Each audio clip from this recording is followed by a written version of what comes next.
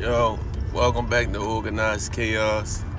It's me, your host, Bo. Y'all know that by now. Thank y'all for tuning into my last video. This video, I need y'all to like, comment, subscribe. I need y'all to share with anybody. Basically, just to be clear, my channel is about my experiences or experiences of others who have been locked up in prison, jail, any kind of street situation, just real life situations and things that have happened that they have learned from, or that we can direct towards at-risk youth or anybody, show anybody that you don't have to go this way, you don't have to go this route in life ever. So,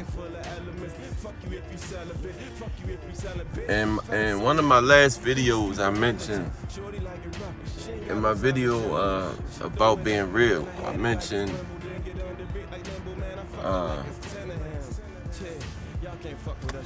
the part about when I was with some dudes and they showed me that they were one way and they were pretending to be one way and they were another.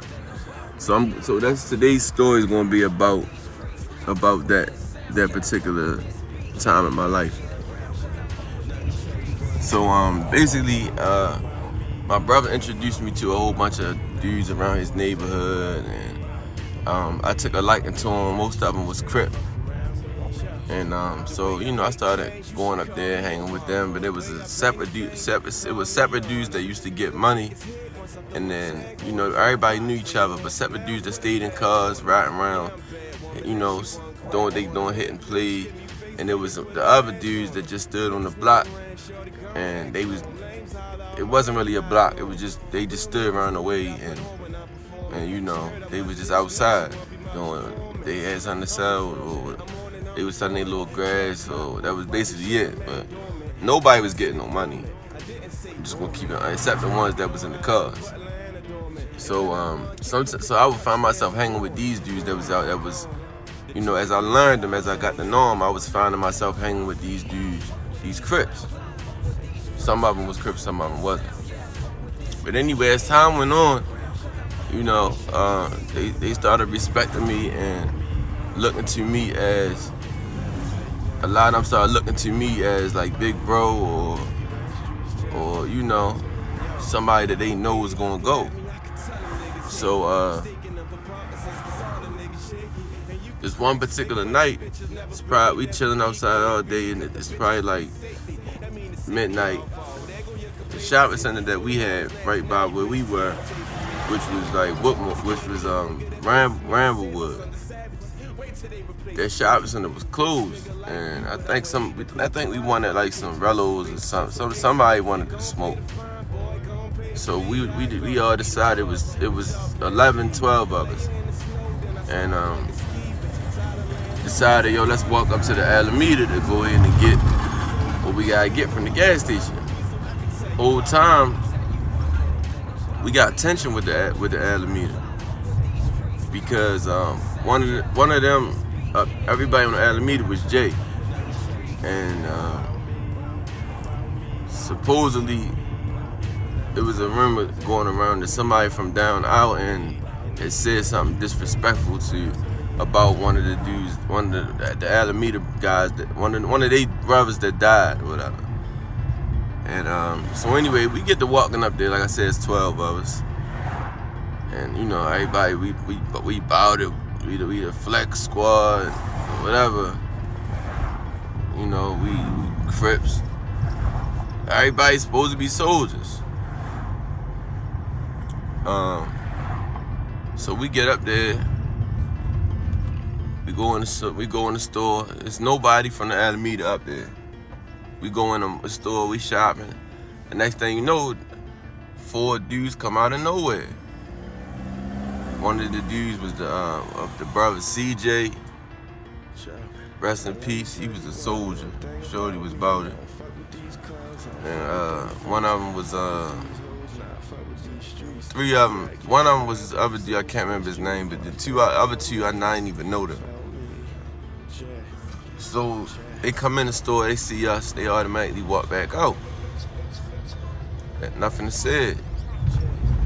So as we walk out the store, the person who they thought said what he said, they dap him up, then they dap me up, and they dap my man Sosa up. Shout out my man Neil too, my man Finesse. Definitely a soldier. Definitely not one to play with. But they dap him up, they dap Finesse up, they dap me up. And we everybody else is either lingering outside the store or still in the store. But like as soon as they dap us up, they like my man who they thought said what he said. It was four of them. All four of them they just started jumping them. They banked them. They just jumped on them. Out of nowhere, just started beating. So we see this. So by the time they at the door, it's a gas station. They at the front door doing this. By this time we walking away. I'm at the pumps. We didn't even know it was going down. So I'm standing right there next to one of the Crips. Matter of fact, he was supposed to be the top Crip in the area in that set. He was my man. I ain't gonna lie. He was my man at that time, and I still got love for yo.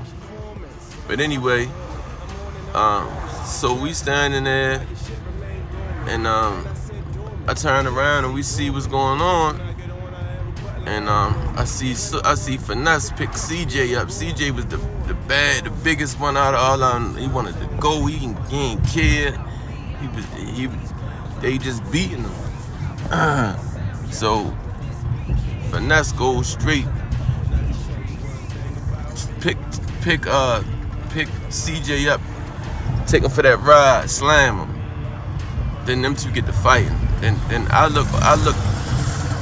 drop everything I had in my hand. I run down on the other three, and this is a light-skinned dude, short dude. I can't remember his name for nothing. What was his name, man? Light-skinned, short dude. Capo. They called him Capo. So I straight plucked him. Boom! Hit him. He started leaking. Then I square up, because I'm like, alright, I hear him. Like, I already know what's up. Like, y'all not ready to beat my man up. It's 12 of us. We supposed to be it's supposed to be 3 of us to every one of them. But that's not how it worked. So me, Sosa, my man Finesse, even my man who was getting beat, after I hit him, the other two jumped off of him. After I hit the dude Capo, the other two dudes jumped off of him, and he stood up. He was on the ground. My man was on the ground, balled up, and when I got the dudes off him, he didn't fight. He just stood there. His best friend there. I'm talking about a nigga who held him down, and when he was locked up, he wouldn't let none of us talk to him. He was putting money on his books. He ain't even jump in.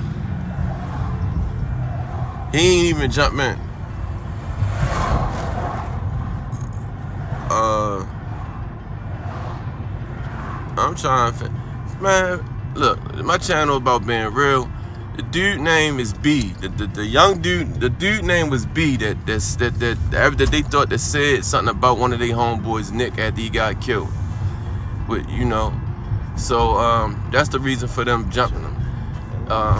The dude who didn't do nothing, his best friend was Lope. His name was Lope. He wouldn't let us talk to him when he called home. He was the only one talking to him, trying to make it seem like he was the only one who was taking care of him and doing things for him, asking about him. We would, yo, let me talk to B, and he, all right, hold on, and never would put him on the phone, stuff like that. And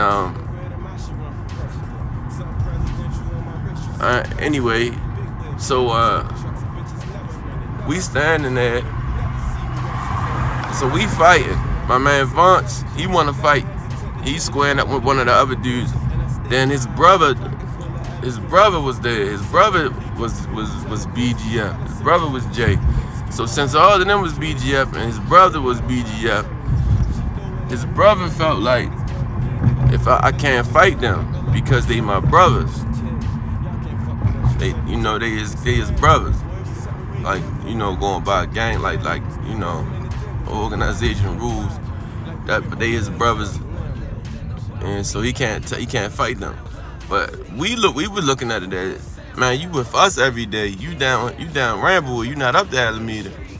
They banking your man. You not gonna jump in just because of that. So I ain't like that, Personally, I didn't like that decision that he made. So we fighting, your blood brother fighting, and you trying to break this shit up. To me, it was phony. Then we had other dudes that ran. The dude Country, he ran. I remember, I think Davo was out there. Davo ain't run, but Davo didn't fight either. Like, it really wasn't a need to, because I'm not trying to say Davo a bitch or nothing. Yeah, President Davo, the rapper. I'm not trying to say he a bitch or nothing, but it wasn't a need for Davo to fight, because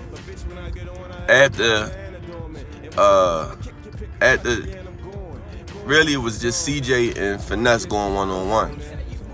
After I hit Capo didn't want to fight. He walked away. The other two dudes, Vance was squaring up with another dude, and the other guy was just standing there. So it wasn't really nobody to fight. But I feel like we really should have smoked them. I feel like all 12 of us should have beat the shit out of all 4 of them. And that's not how I went down. They wasn't thinking the way I was thinking. Had they been thinking the way I was thinking, we would have did what we had to do. Instead, it turned into some Warriors type shit, like the movie The Warriors, where they had to run, where they had to get back to Staten Island. That's how it felt. We was up to Alameda, and after CJ and Sosa fought, they were the only two out there fighting, going head up. Me and Vance was making sure nobody else jumped in. Nobody else from outside jumped in. Either they, went on about their business, or they just they backed up and stood there. So now we all like they done fighting, now we trying to go home. But they following us. It's cars pulling up. Yo, y'all good? Oh, I got the strap. Here, go to. So now we like, fuck this. We gotta get the fuck away. We gotta go back down to Ramblewood. And it was on in Ramblewood from the Alameda is like 1, 2, 3, 4, like 5, 6 blocks down the street. We had to get that 6 blocks down the street, but it's long blocks because it's not like the city. You feel what I'm saying? So we on our way down, trying to get down there. So bang, we once we do get down there, we split up. Then here come Country. Country come out of nowhere with the 357, talking about yeah, yo, I just came down here to get the gun. No, you ran. You ran. We was fighting. You ran. You ain't.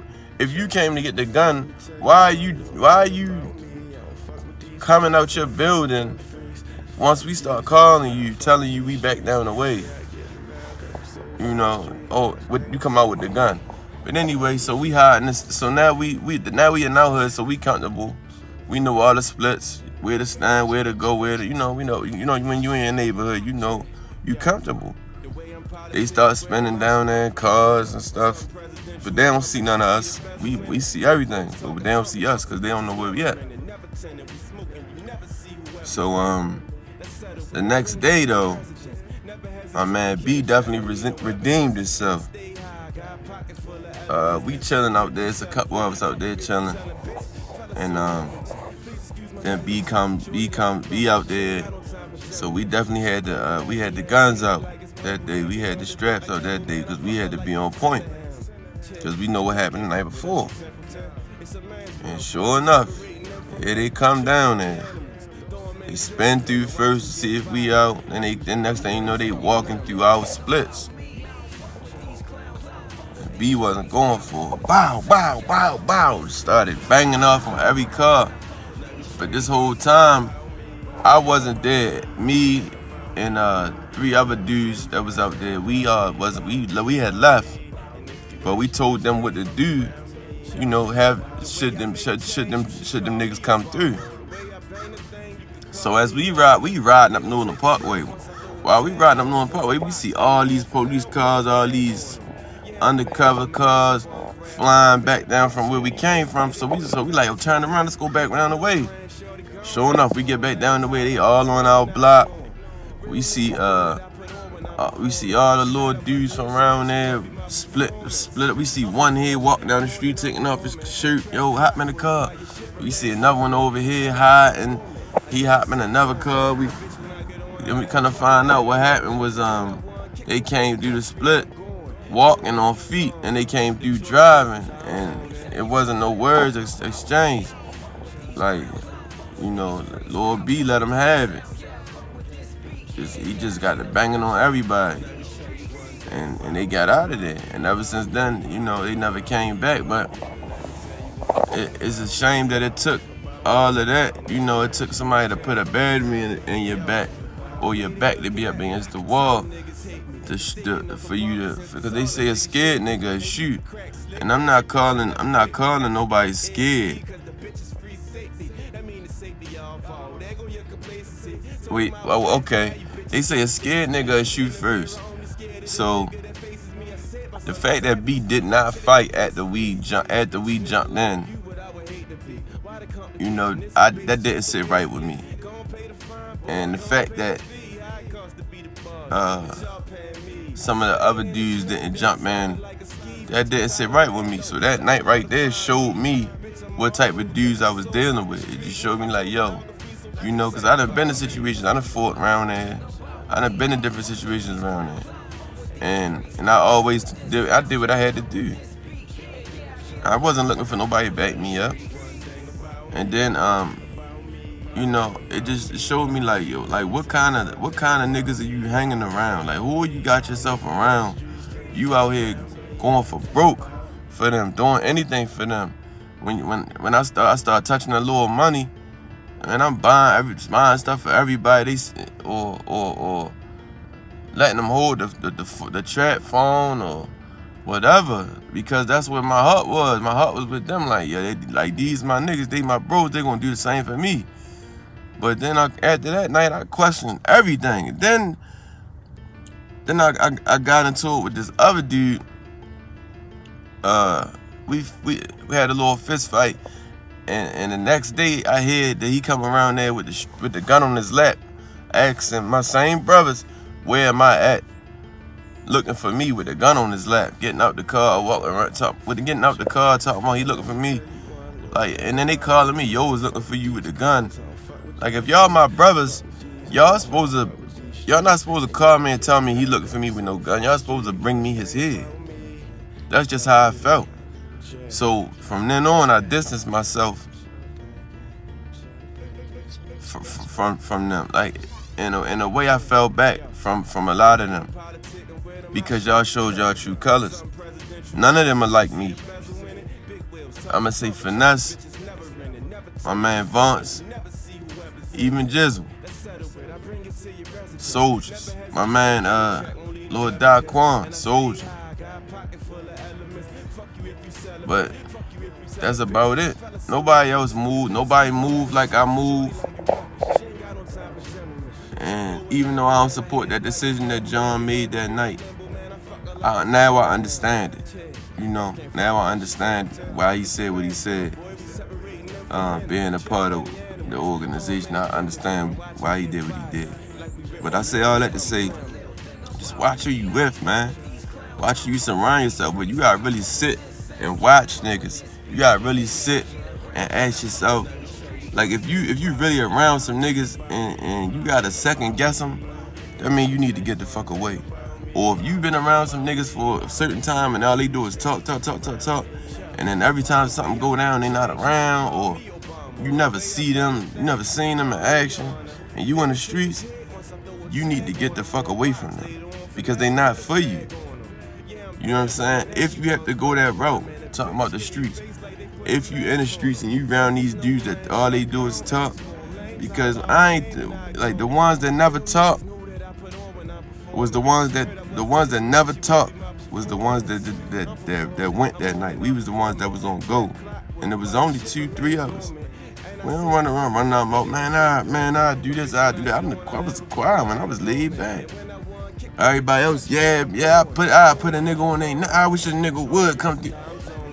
Y'all ran. It was 12 of us. We supposed to dirted them. Like, what would y'all? I don't know, man. To me, that's chaos. And now, just growing up and having a better outlook on life, a better perspective on life. That's why I just thank y'all for helping me organize. So, till next time, man.